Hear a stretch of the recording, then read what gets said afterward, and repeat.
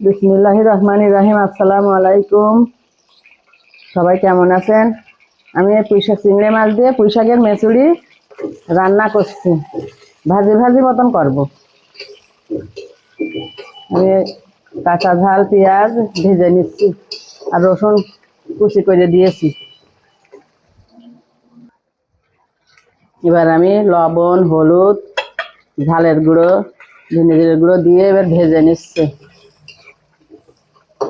ভেজে নিয়ে এবার চিংড়ি মাছগুলো দিয়ে দিচ্ছি।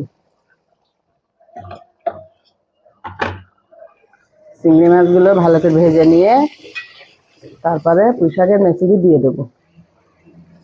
এই যে আমি পুঁইশাকের মেচুড়ি বা পুঁইশাকের ফল দিয়ে দিলাম।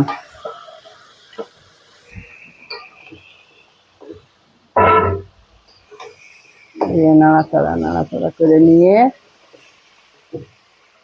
পানি দিয়ে দেবো।